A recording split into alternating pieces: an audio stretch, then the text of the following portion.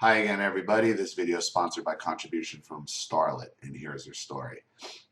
Hi, Ollie. You did the Narcissist Denies You When You Chase Them video for me, as well as Narcissist Recording I Told You So. I am still no contact with my son, and he has not contacted me as well since he left me that voicemail. He will be turning 18 in 8 weeks.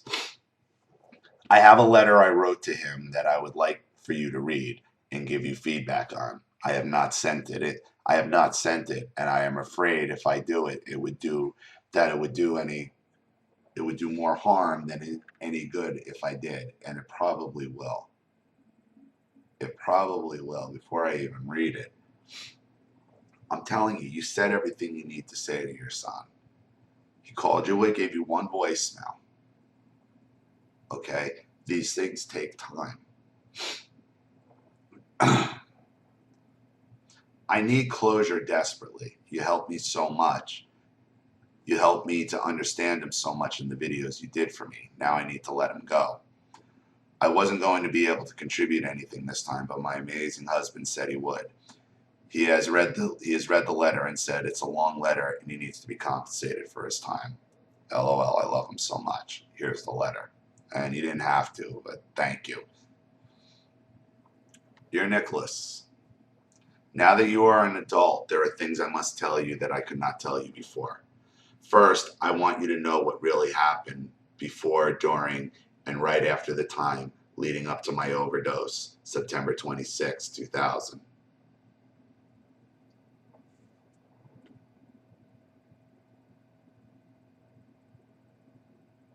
I'm going to tell you right off the bat from this first paragraph.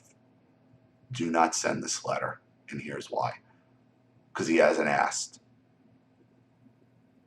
And if he doesn't ask, he's going to accuse you of manipulating, making up lies. I don't want to know this, whatever it is. So it's an opportunity for manipulation.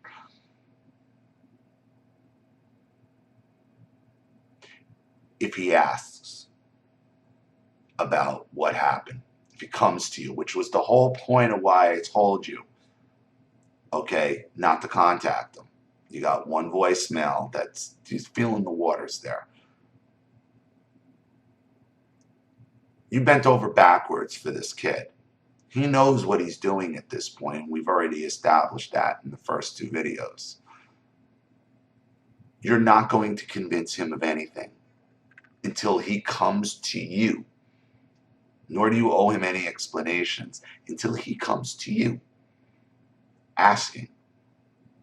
Then I would pull out this letter.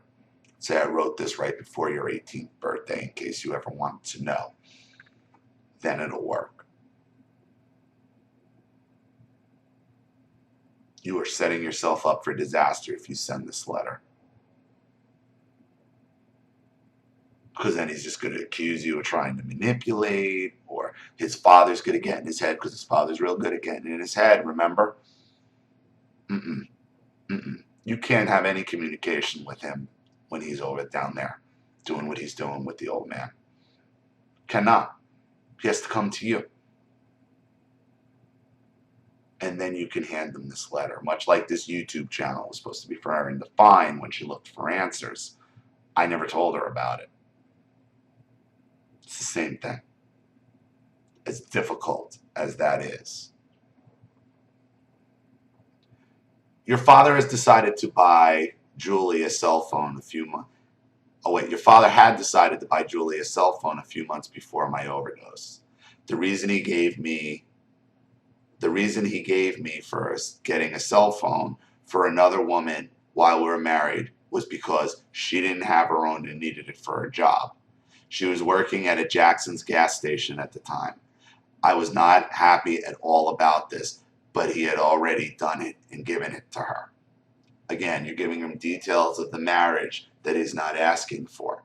It's all true. It's all factual. And that's why it's so frustrating. You go to him with this until he's come to you looking for the relationship with his tail between his legs, humbly, because that's what he owes you at this point.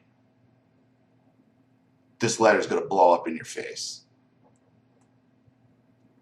That summer, he had Julie and her friend Di come over to our home.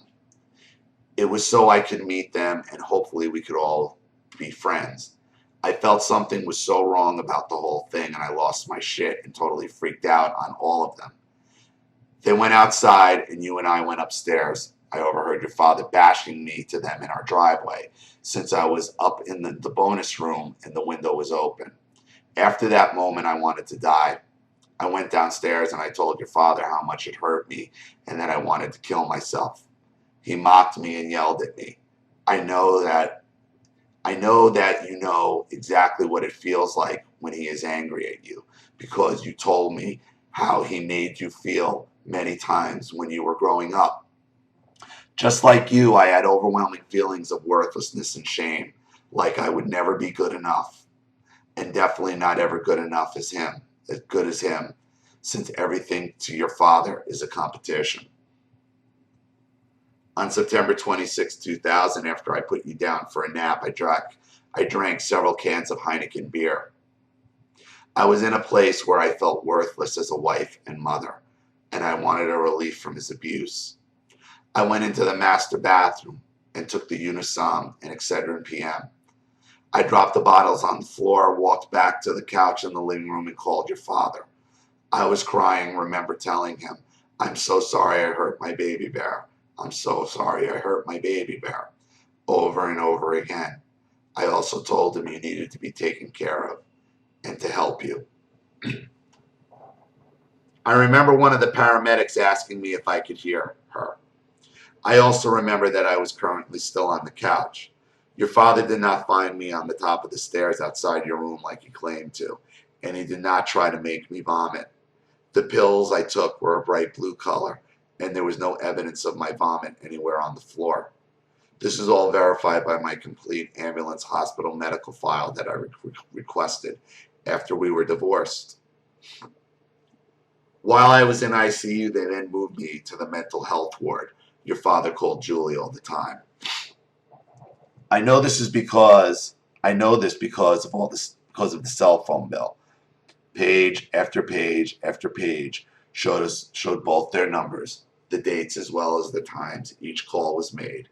His wife and mother of his son had just attempted suicide, and he was calling his girlfriend. That is who your father is, and that is who Julie is, too. She knew he was married with a young child. She chose anyway to participate with him in the destruction of the marriage.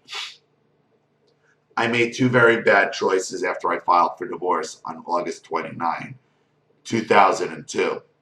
I regret them. Every single day, I will regret them for the rest of my natural life.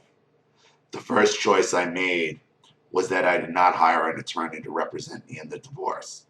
And the second choice I made was that I did not take you to go to the women's shelter right after I found out about the affair your father was having with Julie. I feel tremendous regret actually believing your father when he told me he wanted to put you first. He was lying when he said that. He has never ever put you first. He is a pathological liar. He is a very toxic, poisonous person, and he will destroy you and all your relationships.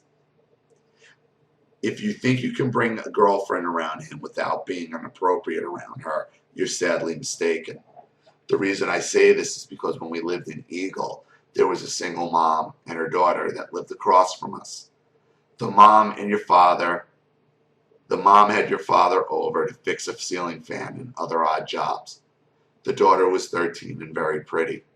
Your father admitted to me that he kissed her on the face. What man in his mid-20s does that? The mother later confirmed it to me and did not have him come over anymore. Nicholas, I love you. I care about you very much. You and I were both abused by your father. We were both brainwashed by your father. You need to learn about narcissism and personality disorders because otherwise your life is going to be a train wreck. If you want to be a part of my life, you will need to learn about narcissistic personality disorder. Your father screwed you up just like he screwed me up for years until I finally broke free. I was mentally and emotionally abused by him for 6 years before my suicide attempt. You have an entitlement about you that was put in your head by your father. You have ideas about me, about how you can treat me, how you can respect me, how you can just brush me off at a moment's notice. And that was all put in your head by your father. Learn about narcissism and you will see the exact tactics your father pulled all your life. And then we can work on a mother-son relationship. You're mad at me, I'm mad at you. I'm mad at your father because he did this to you and tried to do it to me until I broke free. I'm mad at you because you took the pleasure in hurting me. This is all from your father. Your father gave me chlamydia as well as HPV, and he was banging Julie, who was not even 20 years old. This is after you were born. That's who your father is. I had no job, nowhere to go. I didn't know what to do. And your father used every opportunity to manipulate the situation. Let's not forget, he also married 2 of the women he cheated on me with. That's who your father is. From the time you were still in daycare to when your father was in his coma, we paid thousands of dollars in trying to get you more time, trying to get more time with you. For several years, you told us how afraid you were of your father and how he mentally and verbally abused you. You told us about the porn, the revolving door of girlfriends. We fought with him tooth and nail in court for years to get you away from all that. When it finally came down to 0 hour and I had the chance to be your primary caregiver, you made it very clear that you did not want to live with us. You wanted to be with your father. I realize now I was never going to be the one to walk in and save you. Ever, ever, ever. Your father soiled my name too bad. It was never possible. I also realized you were never my son too. Here is why I say this. I did not truly have the opportunity to make any sort of significant contribution to raising you because your father undermined me at every turn and constantly talked shit behind my back. Just like you and your father talk shit behind Julie's back. Your father cares about nothing but control. That green Dodge he's selling you for $4,000, as long as you owe him money and continue to live under his roof, he will have control over you. He is helping you financially because he wants to keep you under his thumb for as long as he possibly can. You are now an adult and you have total and complete say-so over your own life.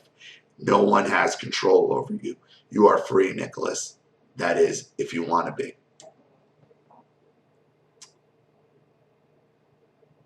I am trying not to compete with your father and pull you away from him so you will come back to me. I am only telling you the reality of who he is as a person. Even if you never talk to me again and you finally open your eyes to see your father for who he is and get away to be your own man. That is what I want for you. I'm not telling you to turn around and come back home. I'm trying to tell you to slow down. Rough road ahead. As far as our moving away, the only reason we stayed as long as we did was because of you. The reason we moved when we did was because we were clearly not helping you. You pushed me away for the last 4 years. You refused whatever help, support I offered you. You deliberately lied to me on multiple occasions. One example of this was when we were at the mall. You told an elaborate story about 2 girls who had you over at your house. The things you said about what they did to you shocked and horrified me to my core. Then you took off for the restroom, came back and told me you were joking, which was the lie. You're joking or the sex. Who does that to their own mom? You clearly demonstrated to me over and over again that what we were trying to teach you, you were not at all open to learning. And then when you committed multiple felonies, that is when our decision was made to move. I no longer trusted you and I no longer felt safe around you. Why do you think I never meet you alone? I wanted Michael with me. This is also why he banned you from the apartment and I agreed to it. Even Even he felt you were unpredictable and untrustworthy. You have a right to live where you want to live, and I have a right to live here and be happy. The exact same thing goes for you too. You have the right to live where you want to live and be happy. Ollie, thank you. Thank you so much, so much for helping us save ourselves and our sanity. I do hope our stories and support help you too. You deserve that. My very best to you and your loved ones, Starlet.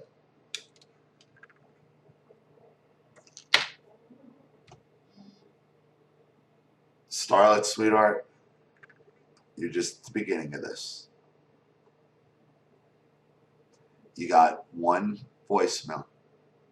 Okay, he's not going to come running back. You need to take this letter and put it away.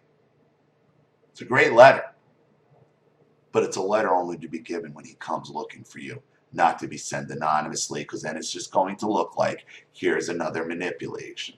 Your ex-husband's going to turn it and twist it, and you know the story. I know this is tempting. I know it is, and it's a good letter, but it's not going to get you the desired result you want right now. When he comes looking for you is when you give him this letter.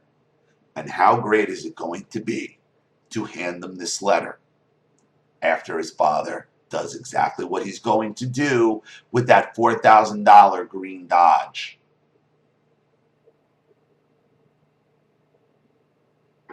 You guys come to me because I have an ability to see things before I even read them out, to know your story. This is another example. It's another example. When he realizes that that car is nothing more than a trap, he's going to come looking for you again. Trust me on this. Patience, patience, patience. Save the letter and give it to him when he comes looking. That's what you do here. Thank you again for your contribution, and thank you for your story and the letter. I hope this helps. Thank you to everybody watching. Please leave any opinions or advice in the comment section below. And again, if you want your story read on the channel, you have a narcissist you'd like to expose, or a topic you'd like me to cover, you know what to do with the email and my PayPal link in the description box. I'll have the video right back to you. This is Ollie Matthews. Thanks for watching. See you all again soon. Bye.